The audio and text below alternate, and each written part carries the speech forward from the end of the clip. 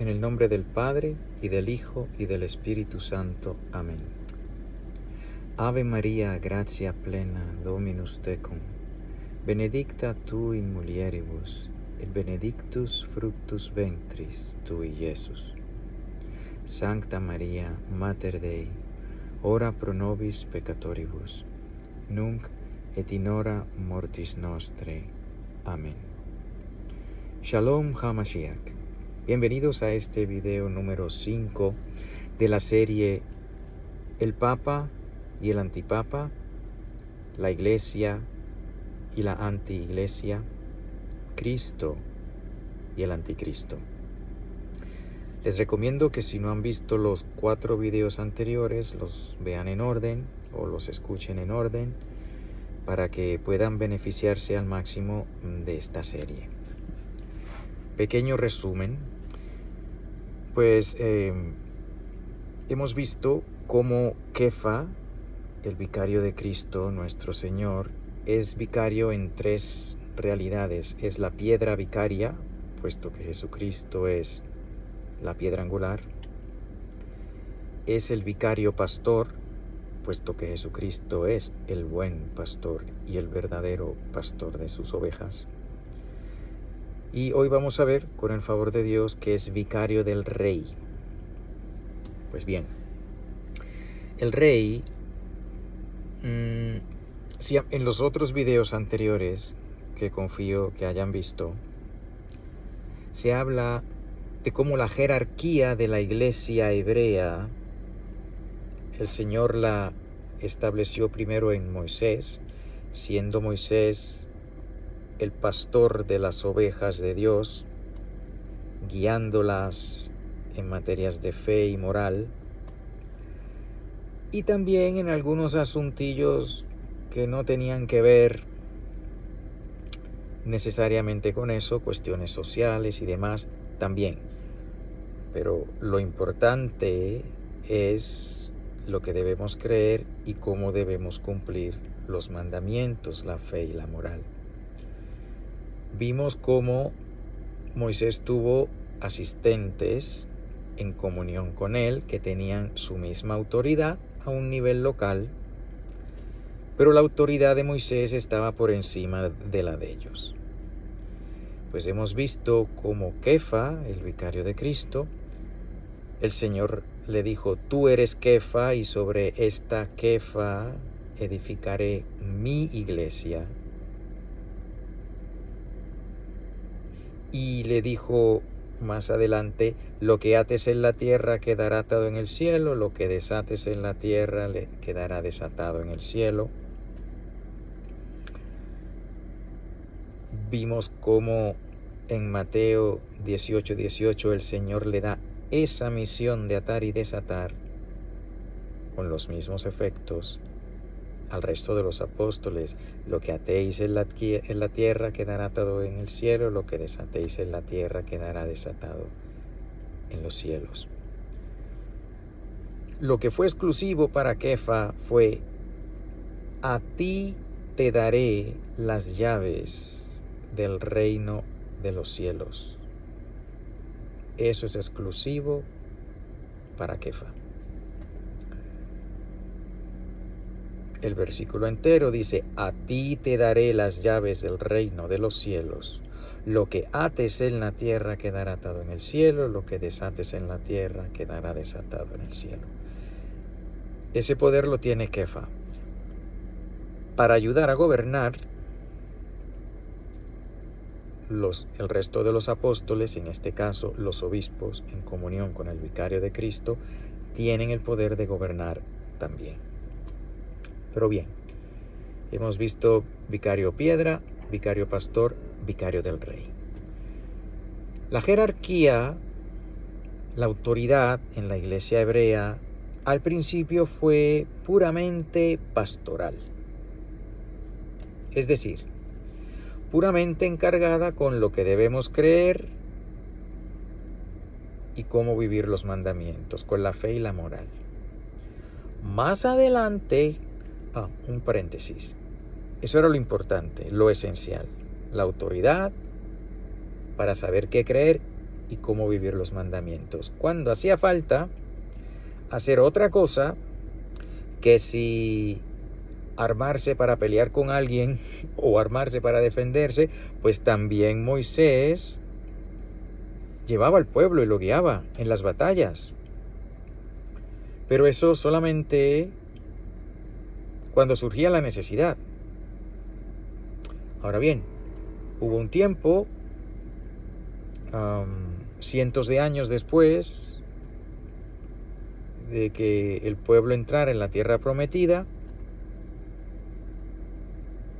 que el Señor seguía guiando a su pueblo con la jerarquía del sumo sacerdote, aquellos que se sentaban en la cátedra de Moisés, que como vimos en videos anteriores, incluso los fariseos y el sumo sacerdote se sentaban en la cátedra de Moisés en tiempos de nuestro Señor. Esa cátedra de Moisés duró mientras duró el tiempo de los hebreos. Ahora en el tiempo de los gentiles, la cátedra que hay que seguir es la cátedra de Pedro, el vicario de Cristo. Nuestro Señor Jesucristo es Rey. Y el Rey nos ha querido dejar su vicario mientras Él está ausente. Esto ya estaba predicho, tenemos un ejemplo de esto en el Antiguo Testamento, donde el rey, sucesor de David, del rey David, voy a echar para atrás otra vez. Ese pueblo de Dios guiado solamente por los que se sentaban en la cátedra de Moisés, y de vez en cuando el Señor enviaba jueces o el mismo sucesor de Moisés organizaba al pueblo para ir en batalla, pero llegó un momento en el que el pueblo le dijo a Dios: queremos un rey como los demás pueblos, y el pueblo empezó a llorar y que quería un rey y que queremos ser como los otros, y el Señor les escuchó. El Señor le dijo al profeta Samuel, le dijo: no te preocupes, no es a ti que te rechazan, es a mí, que soy su rey. Pero vamos a complacerlos, vamos a darles un rey para que vean. Y el Señor les dio a Saúl. Saúl, pues terminó siendo, después de haber hecho cosas buenas, terminó siendo muy mal rey. Y desobedeció de tal manera que el Señor le dijo: mira, si hubieses hecho esto, Él hubiese afianzado tu trono hasta el final, pero no lo hiciste. Así que le fue quitado y le fue dado a el rey David, un rey de acuerdo al corazón de Dios. Pero bien, llegó un momento en que el pueblo de Dios, aparte de la jerarquía eclesiástica, es decir, aparte de los que se sentaban en la silla de Moisés, en la cátedra de Moisés, con autoridad para enseñar en materias de fe y moral, aparte de eso, el Señor estableció la jerarquía mundana, aquel que se iba a encargar de las cosas más mundanas de los asuntos del pueblo de Dios, el rey. Era el rey David, el que iba en batallas, el que gobernaba las cuestiones temporales, el que hacía juicio de cosas temporales. Hoy en el Evangelio leímos cuando alguien le gritó a nuestro Señor: Señor, dile a mi hermano que comparta la herencia conmigo. Y el Señor le dijo: ¿y quién me ha puesto a mí entre árbitro entre ustedes? Esas cosas son de menor importancia, porque no es ni materia de fe ni de moral. Son juicios que más bien le toca al rey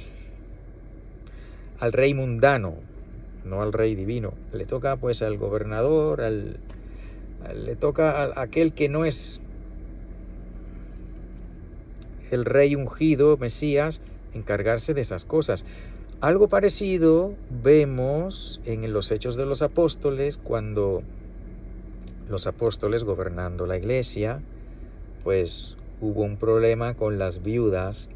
Pues había viudas hebreas y viudas gentiles, y parece que a las viudas hebreas las trataban bien, puesto que la mayoría eran hebreos católicos, y a las viudas gentiles pues no les estaban tratando tan bien, y había que encargarse, había que resolver eso.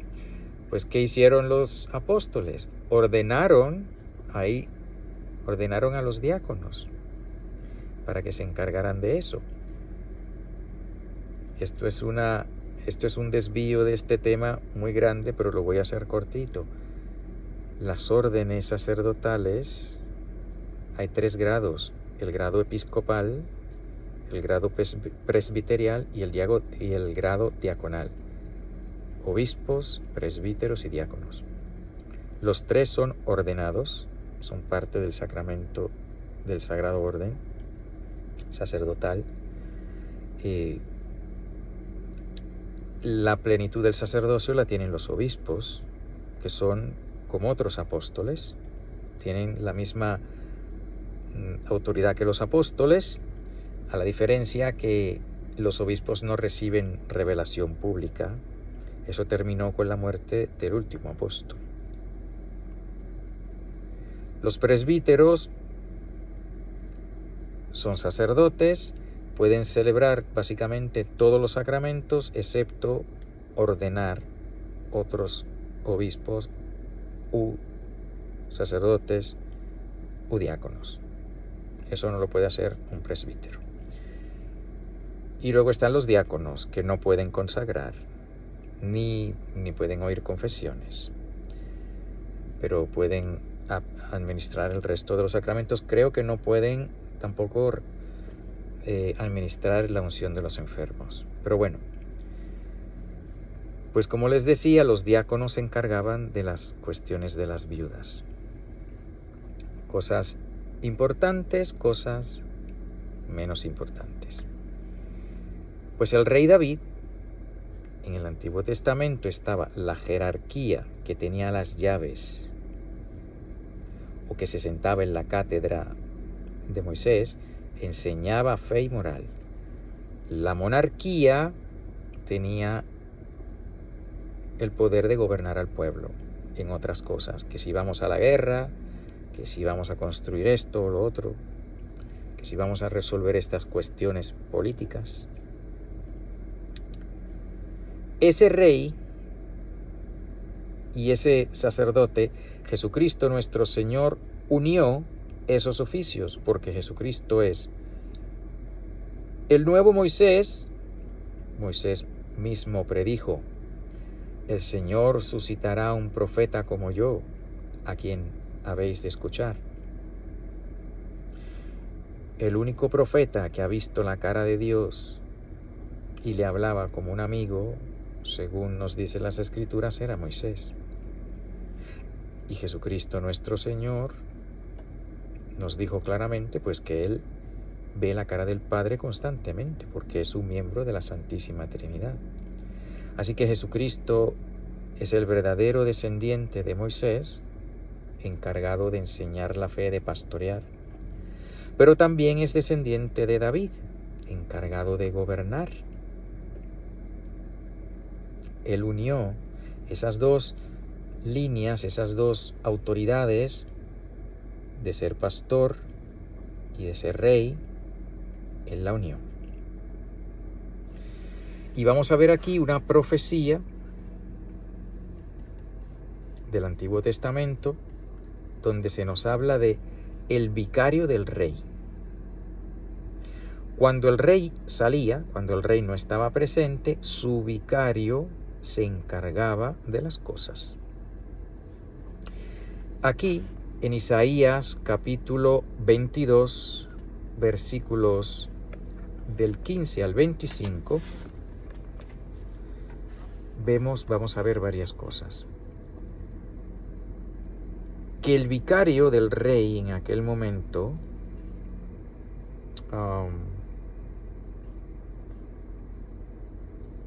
creo que se llamaba Seba.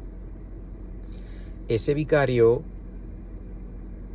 el Señor se había portado tan mal que el Señor le iba a quitar su vicariato. Ya no iba a ser vicario del rey. El mayordomo, el que estaba encargado del palacio mientras no estaba el rey. Y es aquí, en ese contexto, donde vamos a leer lo que dice el Señor sobre el vicario del rey. Isaías capítulo 22, versículos del 15 al 25. Así ha dicho el Señor, Dios de los ejércitos: anda, ve a ese mayordomo, a Sebna, el intendente de palacio.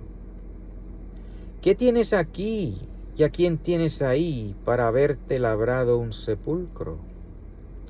Tú, el que se labra en lo alto su sepulcro, el que se excava en la roca un mausoleo. Mira, el Señor te lanzará con violencia, hombre prepotente, te envolverá, te hará dar más vueltas que un ovillo, te lanzará como una pelota en un espacio ancho.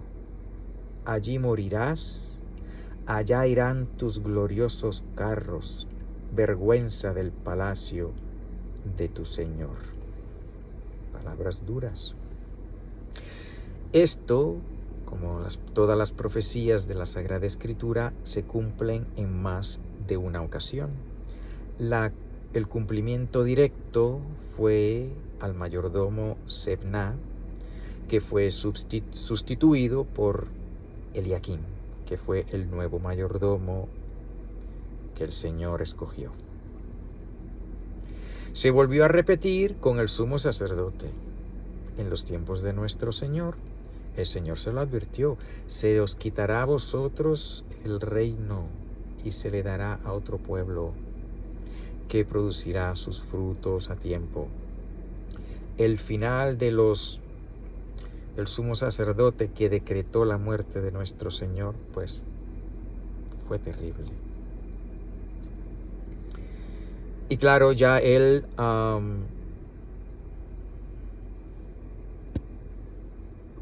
no tenía la autoridad de ese sumo sacerdote, le fue quitada y le fue dada a otro. Ya ese sumo sacerdote no iba a estar sentado en la cátedra de Moisés. El Señor iba a poner otra cátedra nueva, la de Pedro. Y claro, y el rey, pues el rey en ese momento, el falso rey, el usurpador, era Herodes. Y pues Herodes siguió reinando, entre comillas, pero no reinaba nada, porque fue a Pedro a quien también el Señor le dio el poder de reinar, porque Cristo Rey vino a reclamar su trono. Entró en Jerusalén victorioso para cumplir las profecías. Su trono fue la cruz, fue coronado en la cruz, y ahí estaba claro el letrero: Jesús, Rey de los judíos. Un poco diferente a como muchos esperaban al rey, pero el rey vino y estableció su reino, y al subir a los cielos dejó a su vicario. Vamos a seguir aquí lo que pasó en el Antiguo Testamento con el vicario del rey del Antiguo Testamento. Quitaron al vicario malo, a Sebna, pusieron a uno nuevo, Eliaquim. Y aquí está importante, porque aquí nos explica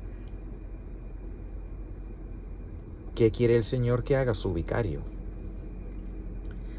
Aquel día llamaré a mi siervo Eliaquim, hijo de Hilquías.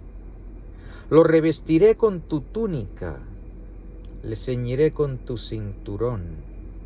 Pondré en su mano tu poder, y será un padre para los habitantes de Jerusalén y para la casa de Judá. Pondré la llave de la casa de David sobre su hombro. Abrirá y no habrá quien cierre. Cerrará y no habrá quien abra. Lo hincaré como clavo en sitio firme, y será un trono de gloria para la casa de su padre. Él sostendrá toda la gloria de la casa de su padre, descendencia y prole, toda la vajilla menor, desde las copas hasta cualquier jarra. Aquí el vicario del rey, el Señor le da la llave para que gobierne, dice aquí, en Jerusalén y en la casa de Judá. Y le dará la llave de David, el rey, porque es vicario del rey. Lo hincaré como clavo en sitio firme y será un trono de gloria en la casa de su padre. También dice el versículo 21, y será un padre para los habitantes de Jerusalén y de Judá. Bueno, pues este vicario va a tener la llave con autoridad, va a cerrar y nadie podrá abrir, va a abrir y nadie podrá cerrar. Y será como un padre. ¿Sabían que la palabra papa viene del latín, papá? Pues todas esas profecías de lo que el vicario del rey iba a ser están aquí, en Isaías 22, versículos del 15 al 24 y al 25. Pues ese vicario, dense cuenta de una cosa, aquí es la cuestión del reinado mundano, porque aquí no se habla en ningún momento de la silla de Moisés. La silla de Moisés es la autoridad eclesiástica. La silla o el vicariato de Eliaquín, del mayordomo, era del reinado mundano. Porque eran dos cosas. Y aquí de este reinado, del vicario del rey, de las cosas del mundo, dice aquí, pondré la llave de la casa de David sobre su hombro. La llave en singular. Porque al mayordomo de palacio no se le daba el poder que tenía el que se sentaba en la silla de Moisés. Dos poderes diferentes, el poder eclesiástico, el poder político. Pero ¿qué pasa? En el Nuevo Testamento, puesto que Jesucristo vino a reclamarlo todo, tanto el ser pastor como el ser rey, pues Jesucristo tiene las llaves enteras. Jesucristo nuestro Señor tiene las llaves tanto de este mundo, de la cuestión de ser rey, como de la cuestión de ser pastor. Por eso cuando le habla a Kefa, le dice, a ti te daré las llaves en plural, porque habla de la llave de ser pastor y la llave de gobernar. Pues esto es importantísimo, porque al gobernar, el vicario de Cristo está protegido con infalibilidad en materias de fe y de moral. Como vimos en el video anterior, no está protegido en materias pastorales o en leyes eclesiásticas que debemos obedecer a sus leyes, pero que no tienen el mismo peso que la revelación. Y las leyes, pues puede tener unas leyes que no sean las más prudentes, porque no está protegido con esas leyes. La protección de la infalibilidad es solo en materias de fe y moral. Pues bien, ¿qué quiero decir con esto? Que existen cosas de derecho divino que no se pueden cambiar y existen cosas de derecho eclesial, donde el vicario de Cristo, como legislador, puede hacer leyes que debemos obedecer. Y esto es clave para el próximo video que vamos a ver. Vamos a comenzar con el antipapa.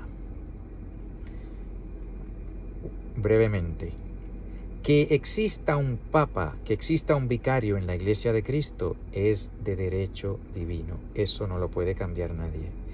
Dios ha querido que en su iglesia haya un vicario del rey, con potestad de piedra, pastor y rey.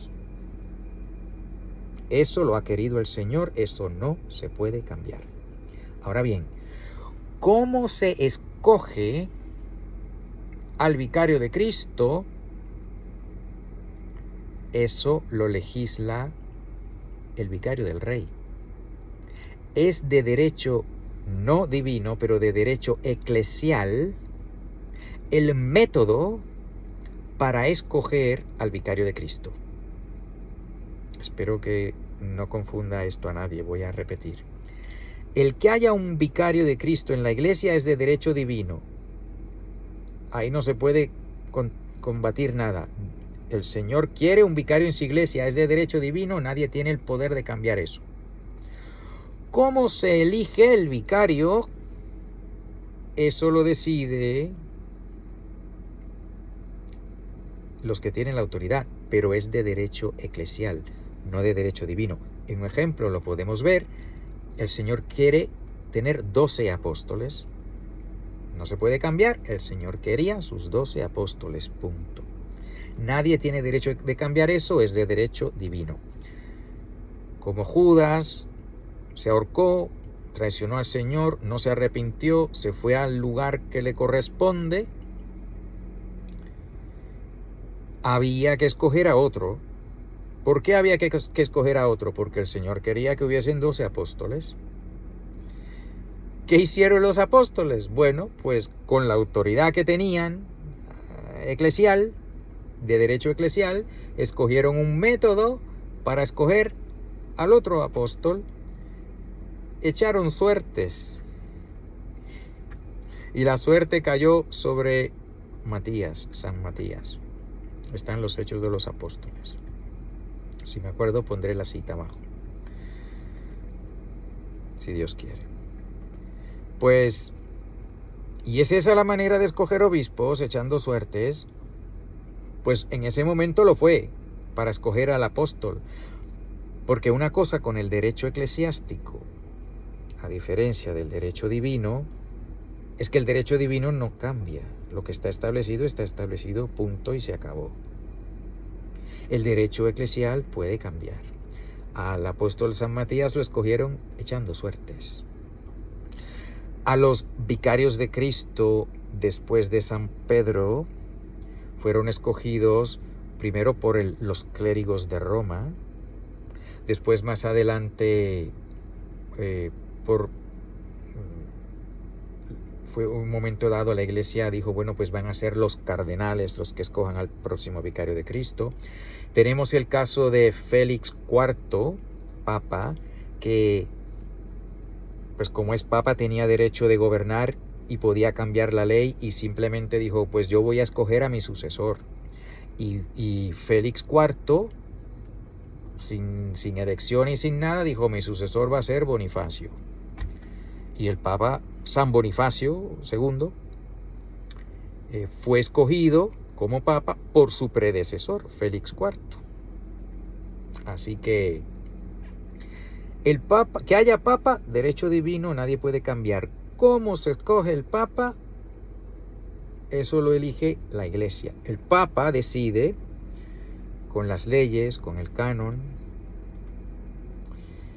Y esto es clave. No voy a abundar más en este tema, porque si Dios quiere en el próximo vamos a ver, basado en estas dos cosas del derecho divino, que no cambia, y el derecho eclesiástico, que sí puede cambiar, pero que mientras está vigente obliga, vamos a ver cómo es que después del Papa Benedicto XVI, los que hemos tenido son antipapas.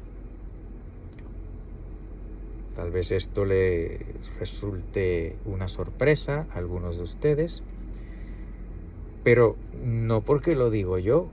Vamos a ver en el siguiente video, si Dios quiere, esas leyes que hay que obedecer mientras sigan vigentes, dadas por un verdadero vicario de Cristo y que por lo tanto hay que seguir, y que cuando no se siguen entonces no se hace lo correcto.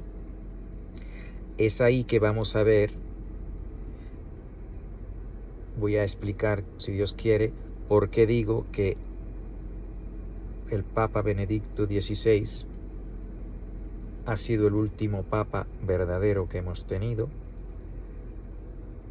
No porque el Señor haya cambiado de parecer y haya dicho, ya no quiero un Papa en mi iglesia. El Señor sigue queriendo un Papa en su iglesia. Eso no ha cambiado. ¿Cómo escogerlo? Es de derecho no divino, pero de derecho eclesial. Y las leyes de derecho eclesial no se siguieron. O basadas en esas leyes, tenemos una situación única gracias a las acciones del Papa Benedicto XVI, acciones que hizo porque él entendía que era lo que el Señor quería y pues muy bien. Pero todo eso lo explicaremos en el siguiente video. Porque la Iglesia, con poder de decidir, tiene establecido cómo se escoge al vicario de Cristo, tiene establecido cómo renuncia el vicario de Cristo, y ese vicario de Cristo tiene dos opciones: o seguir la ley establecida o cambiarla si quiere, porque el vicario de Cristo tiene potestad de atar y desatar. Pero ya tengo media hora y este tema que viene es muy delicado, importantísimo, y hay que dedicarle su tiempo. Hay que dedicarle su tiempo, así que sobre todo si hay alguno de ustedes que esto lo haya tomado de sorpresa y haya dicho, sede vacante. Bueno, el sedevacantismo es un cisma existente en la Iglesia desde ahora, al cual yo no me adhiero, que dice que el último Papa fue San Pío XII. Eso es un cisma. Estas personas han estado fuera de la comunión de la Iglesia, fuera de la comunión con el verdadero vicario de Cristo desde el Concilio Vaticano II, el cual ellos rechazan. Eso no es lo que yo estoy promoviendo. Porque el Sacro Concilio Vaticano II es un verdadero concilio protegido por Dios, querido por Dios. El Papa Benedicto XVI, verdadero Papa. El Papa Juan Pablo II, San Juan Pablo II, beatificado por Benedicto XVI, por lo tanto sabemos que está en el cielo, por eso me atrevo a decir San Juan Pablo II. Verdadero Papa, Papa Juan Pablo II, Papa Benedicto XVI, pero la cosa cambió. Desde la renuncia del Papa Benedicto XVI, todo eso lo veremos con el favor de Dios en el próximo video. Si alguno no está de acuerdo, le invito a que vea el video, a que lo ponga en oración,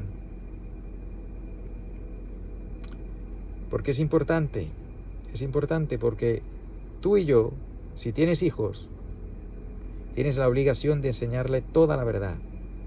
Esa verdad incluye que hay que serle fiel a la Iglesia. Esa verdad incluye que hay que serle fiel al vicario de Cristo. Incluye, por lo tanto, que no hay que tratar al que no es vicario de Cristo como si lo fuera, porque eso te coloca en cisma. Así que es muy delicado. A todos les invito, pero sobre todo, si no están de acuerdo con lo que estoy diciendo, a aquellos que no estén de acuerdo, a que pongan la cosa en oración, a que vean el próximo video, si Dios quiere, donde ya nos moveremos de el Papa, que ya se ha cubierto bastante, a el antipapa. ¿Cómo podemos identificar a un antipapa en la Iglesia? Bueno, le pido al Señor que si los que están viendo este video no están en la gracia de Dios, que pronto sí lo estén, que se confiesen y estén en la gracia de Dios. Y que si están en la gracia de Dios, que perseveren en ella hasta el fin. Y le pido al Señor que venga pronto. Maranatha, Maranatha, Maranatha. En el nombre del Padre, y del Hijo, y del Espíritu Santo. Amén.